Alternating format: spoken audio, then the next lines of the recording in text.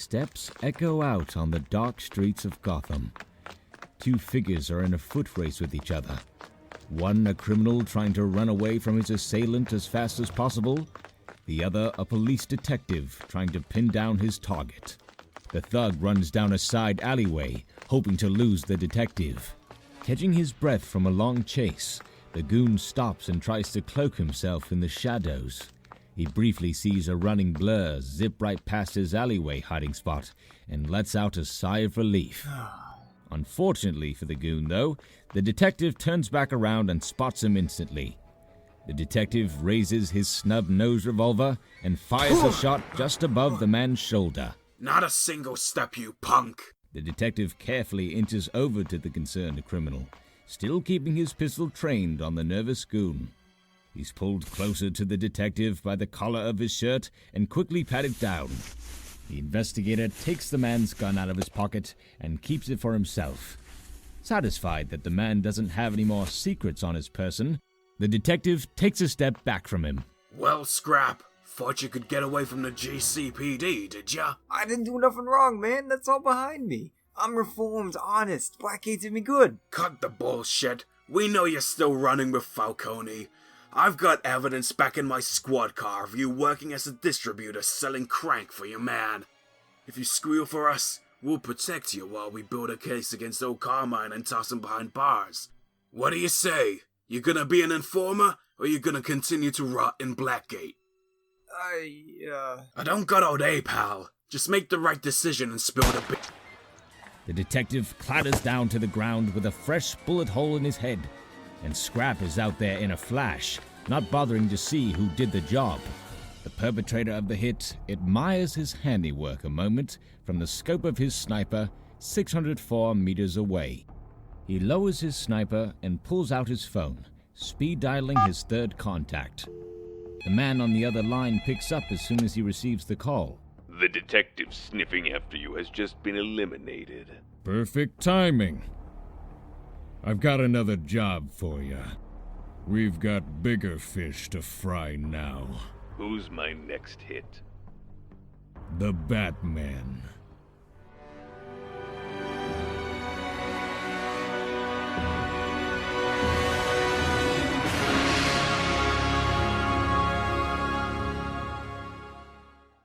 It is night in Gotham City.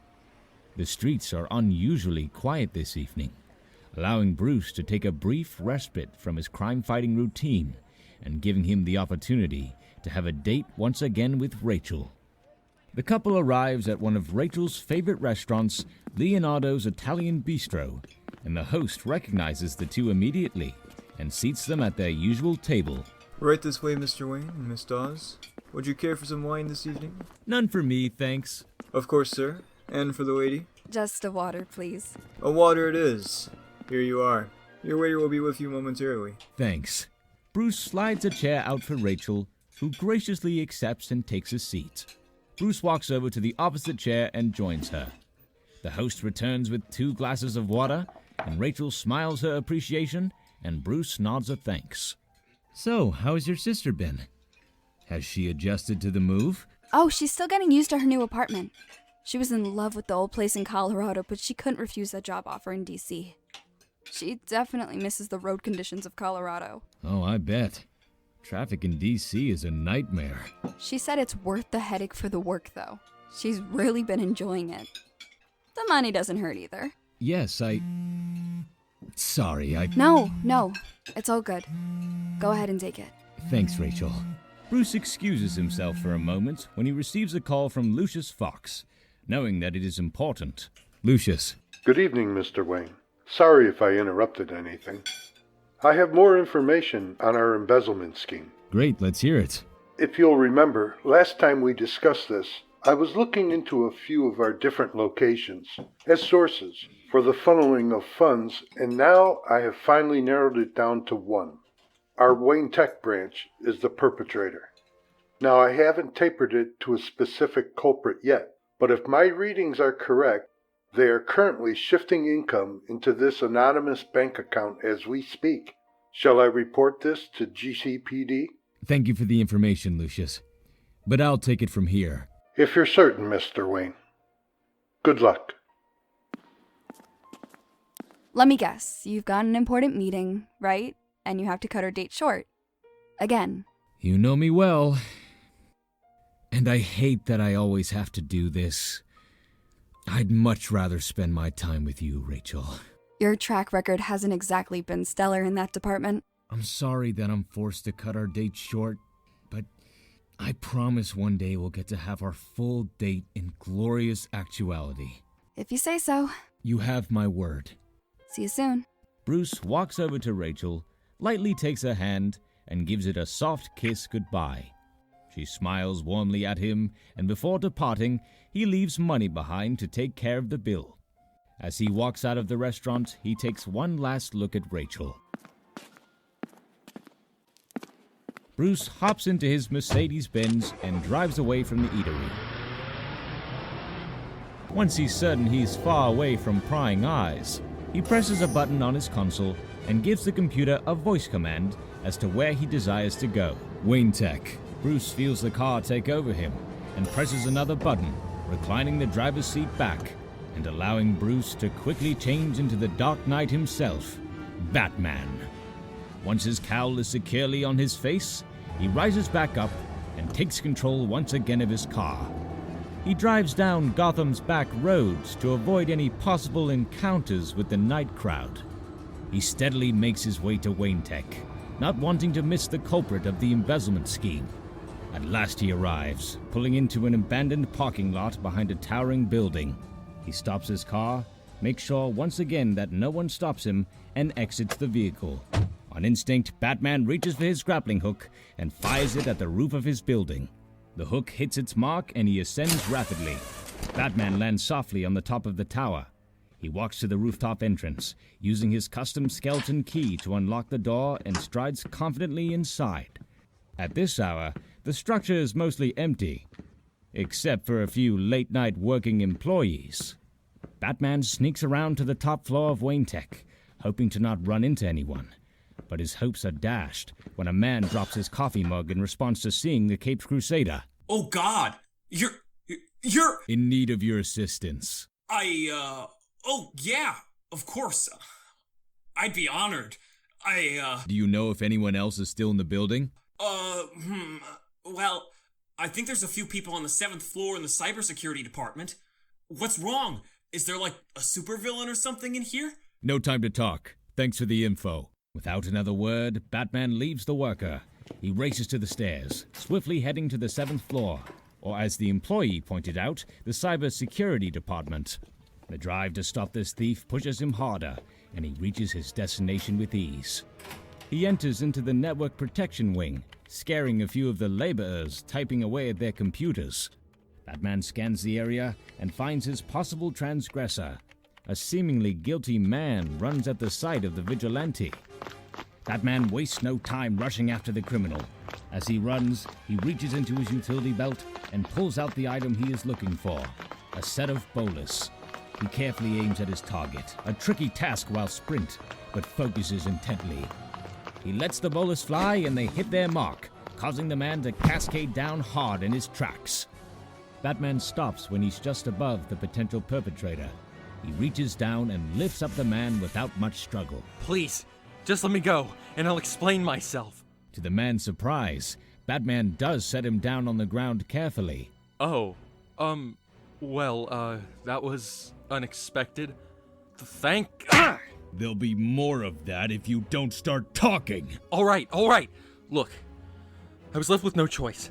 If I squealed to the cops, he'd kill my family. He has my address, man. My damned address. He sends me pictures of my family daily, just sitting inside and having no idea they're constantly watched. I can fix this if you just tell me who's forcing you to do this. Fine, but you'd better stop him or I'm finished. Everything that I love is at stake. Falcone's having me embezzle the money. He's using it to gain a tighter control of the streets, buying new product and enforcers. Batman tackles the guy down into cover, but it's too late. The man has a bullet hole in his chest, now steadily dripping blood. Batman rolls away from the departed husband, trying to get an angle on the sniper. The employees behind him are even more panicked now at the abrupt gunfire. Stay down! Batman carefully pokes his head out from behind a column and spots a marksman on a far building, face obscured by what appears to be a white mask. Batman ducks in cover just before another bullet smashes against the support beam.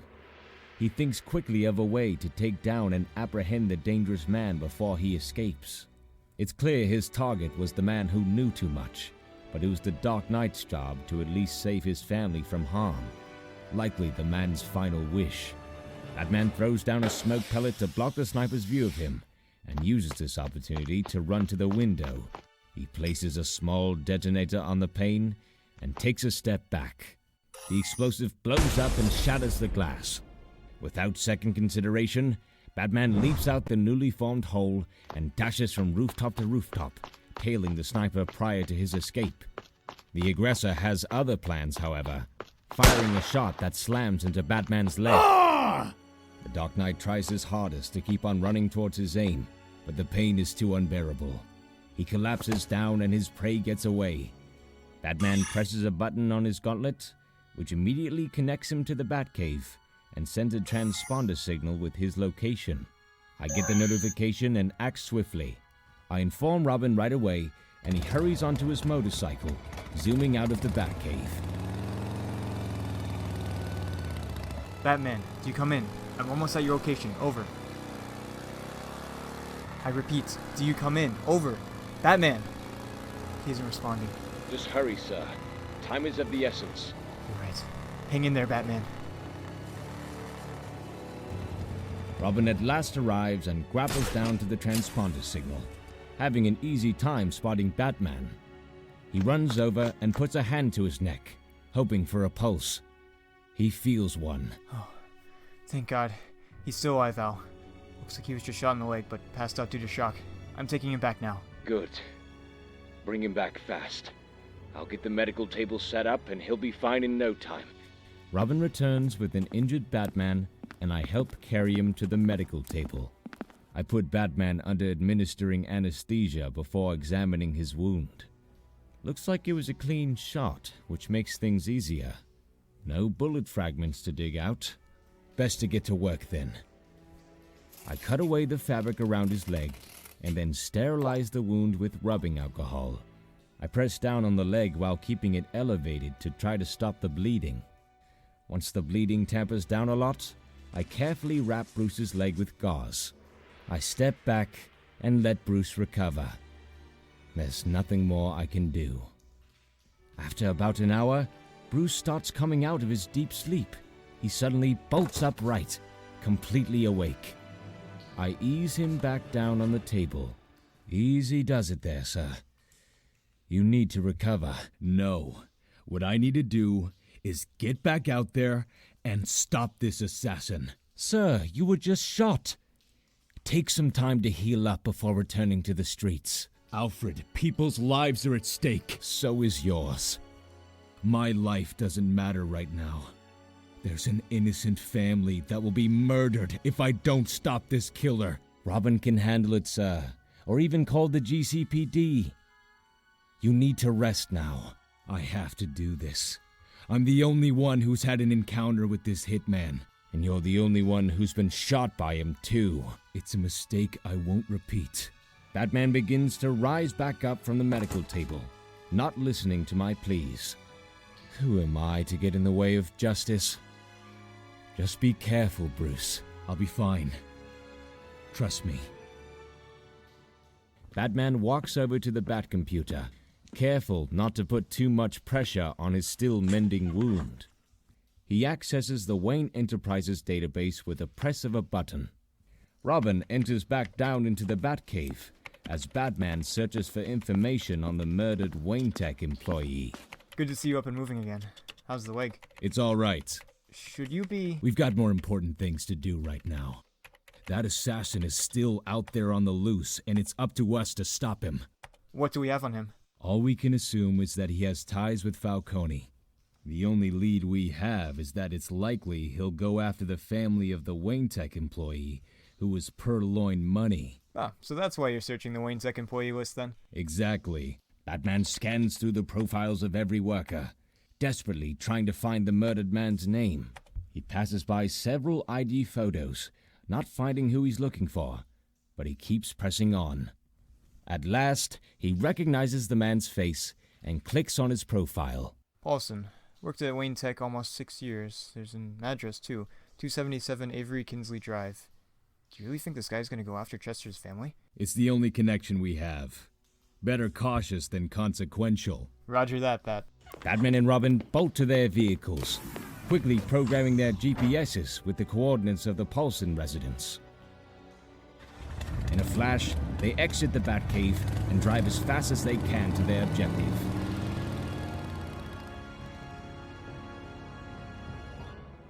Concurrently, in an abandoned building in Gotham's Little Italy, a strong figure waits around in the shadows, protected by a small army of outfitted goons.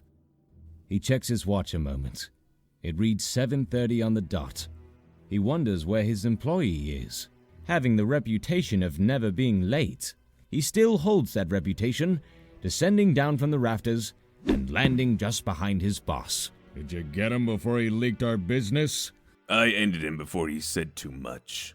But the Bat knows what you're up to. That could be the nail in the coffin then for my whole operation. It was bad enough when the coppers sent that damn snoop sniffing around my shit. Now I got the Bat on my case. You better fix this mess, capiche? Batman is known to be a great detective, correct? Before I killed him, I overheard Paulson tell Batman that I'd kill his family if he squealed. Therefore, I can piece together that he will be waiting there, protecting the Paulsons. 3 birds with 1 stone, eh? If your word's as good as your aim, it should be a walk in the park. Get to it, then. Deadshot leaves Falcone on his way to his new targets.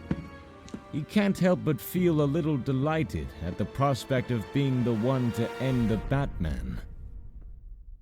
Batman and Robin arrive at 277 Avery Kingsley Drive, a simply designed 2-story abode fit for a loving family. This family, however, has now been fractured by Gotham's deep-rooted crime. Batman feels the urgency of saving whatever is left of this household from the dark shadows of the city. The dynamic duo scan the perimeter, paying extra close attention to the rooftops. They haven't spotted a single sniper. So far. Once they determine the area is clear, the two of them walk up to the Paulson's house and give the doorbell a ring. This should be a surprise. Inside, a woman rushes to the door, a little confused, as she isn't expecting any visitors. But given the situation with her husband, she peeks through the peephole and does a double take when she sees none other than Batman and Robin waiting for her. Whoa, whoa, whoa. Are you, the real Batman and Robin? Last time I checked, it was me. What are you doing here? Listen, we don't have much time to explain, but you're in serious danger. Is this because of Chester? It is. We're sorry for your loss, but we've got bigger problems at the moment. We need you and your family to wait inside and stay away from any windows. Got it. Batman, get down! Robin tackles down Batman to the front porch just as a speeding bullet zips over them. Batman looks up from the ground and sees the menacing image of Deadshot in view. Robin, I'll keep the assassin focused on me. You try and sneak up on him. I'm on it. Robin runs away from the house in an attempt to get the drop on their hitman, while Batman keeps him distracted. Batman throws a batarang with all his might towards the sniper. Deadshot isn't taking any chances, sniping the batarang out of the air. The Dark Knight can't deny that he's impressed. Batman feels each second pass by, hoping Robin will stop the assassin soon, but he still needs more time. Batman makes a mad dash out from behind cover, swerving and rolling as shots bombard the front yard. Each shot just barely misses him as dirt showers up from the impacts. Dark Knight knows that he can't keep this up forever, and has yet to use any of his gadgets. He reaches into his utility belt on impulse and pulls out a recent development. Never testing in the field, Until now. Batman tosses down a spare smoke pellet, disappearing from Deadshot's view. His eyes wander around, looking for any sign of movement. Suddenly, as the mist dissipates, his eyes lock onto Batman, letting loose a bullet before the Caped Crusader can vanish once again. To his surprise, though, the bullet seems to phase through his target.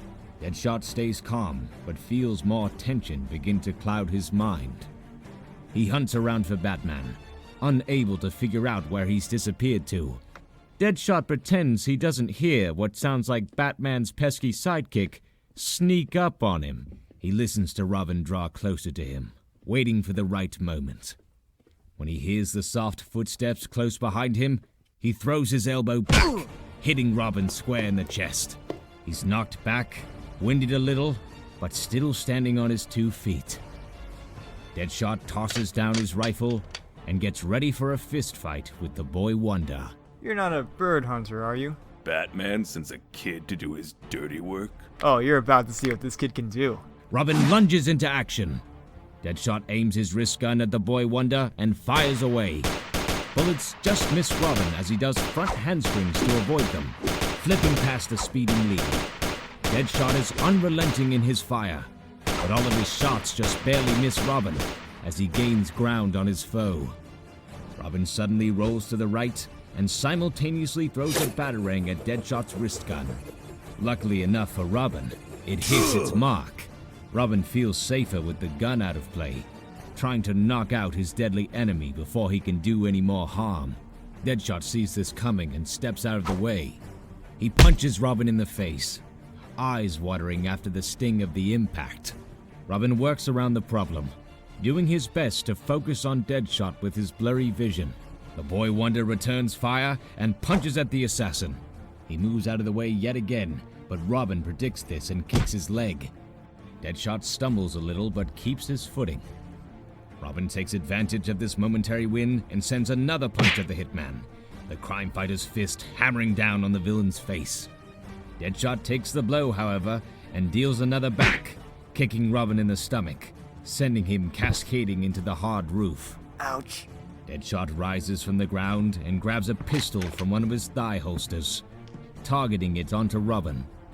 The Boy Wonder tries to think of a way out of this potentially life-ending situation. Wait, isn't this the part where you asked me if I have any last words? You don't get any last words. Time seems to slow down. The bullet starts to escape Deadshot's pistol with malicious intent. The projectile speeds towards Robin, but its course is altered when a quickly thrown batarang slams into the gun. The bullet crashes into the Boy Wonder's arm, but thankfully misses its original objective, Robin's heart. Another batarang slashes Deadshot's face, and the hitman tumbles down in pain. Batman grapples to the rooftop, assisting Robin up on his feet gingerly. You alright? Yeah, thanks to you. You just saved my life. Batman moves over to Deadshot as he tries to get up off the floor, and is now expedited by the Dark Knight. Batman grabs a hold of the killer's neck, dangling off of the building. Is this supposed to intimidate me? Why should I be scared? I'll show you.